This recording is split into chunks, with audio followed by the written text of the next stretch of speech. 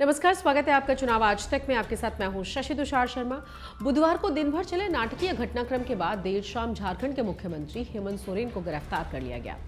गिरफ्तारी से पहले सोरेन से प्रवर्तन निदेशालय के ऑफिसर्स ने करीब 8 घंटे तक पूछताछ की थी।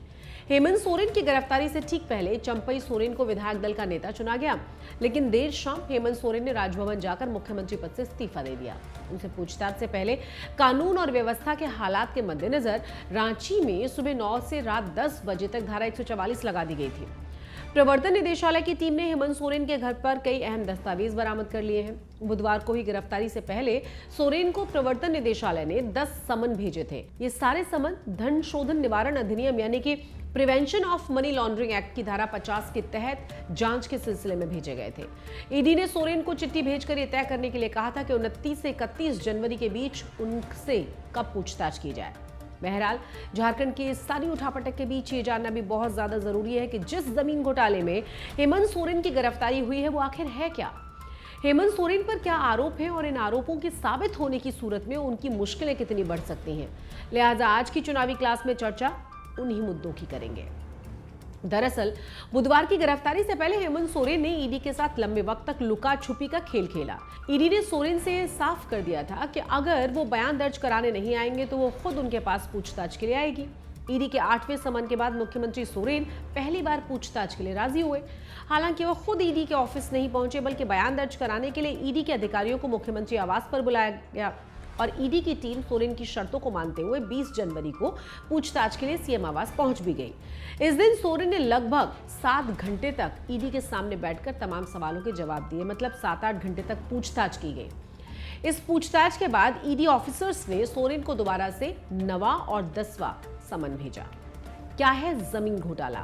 जमीन घोटाले में गड़बड़ झाले का यह मामला करीब 1.5 साल पुराना है। रांची के बरियातू इलाके के पुलिस स्टेशन में रांची नगर निगम के टैक्स कलेक्टर दिलीप शर्मा ने एक एफआईआर दर्ज करवाई, जिसमें कहा गया कि प्रदीप बागची नाम के शख्स ने फर्जी डॉक्यूमेंट्स बनाकर सेना की 4.5 एकड़ जमीन को कब्जे में ले लिया है। ईडी की जांच में पता ये चला कि यह जमीन बीएम लक्ष्मण राव की है, जिन्होंने आजादी के बाद इसको सेना को सौंप दिया था। लक्ष्मण अब इस दुनिया में नहीं है।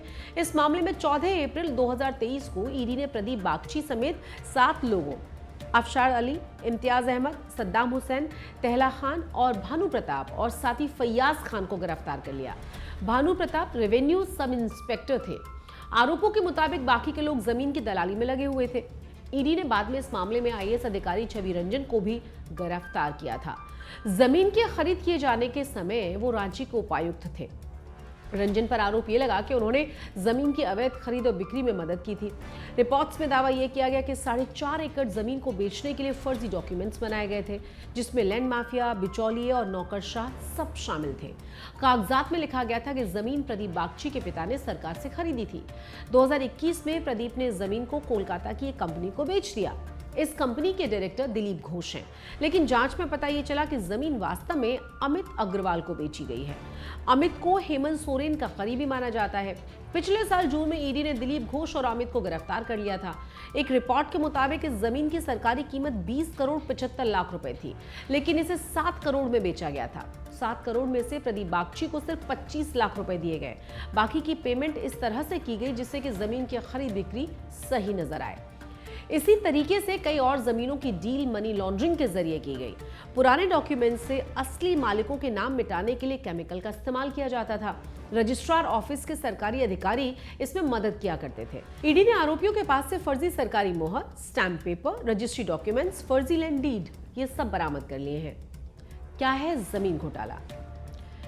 ईडी की पूछताछ में revenue sub inspector Bhanu Pratap ने हेमंत सोरेन का नाम लिया। आरोप यह है कि फर्जी दस्तावेजों की आड़ में नकली विक्रेताओं और खरीदारों को दिखाकर आधिकारिक रिकॉर्ड में हेराफेरी की गई।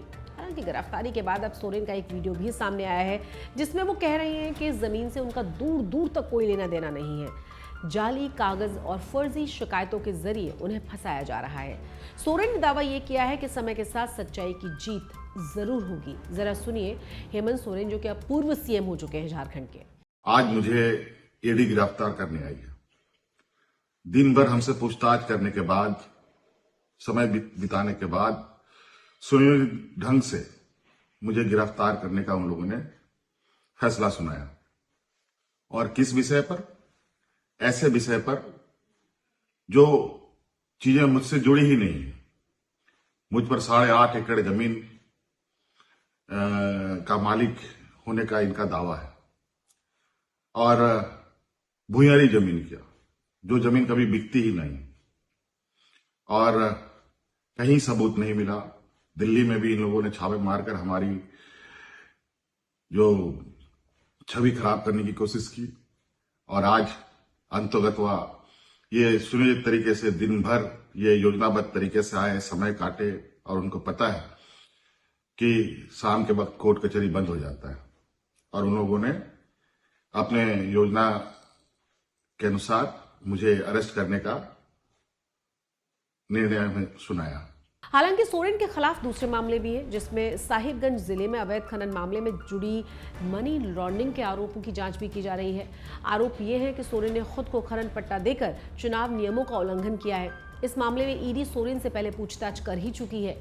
उम्मीद है आपको झारखंड में सोरेन मामले पर हमारी ये चुनावी क्लास जरूर पसंद आई होगी। चुनावी क्लास में आप चुनावों, राजनीतिक पार्टियों और समसामयिक मुद्दों से जुड़ी ऐसी ही अहम जानकारियों को हासिल कर सकते हैं। अगर ये वीडियो आपको पसंद आया है तो लाइक जरूर करें। चैनल को अगर अभी तक आपने सब्सक्राइब नहीं किया, प्लीज जरूर सब्सक्राइब कर दें। नमस्कार।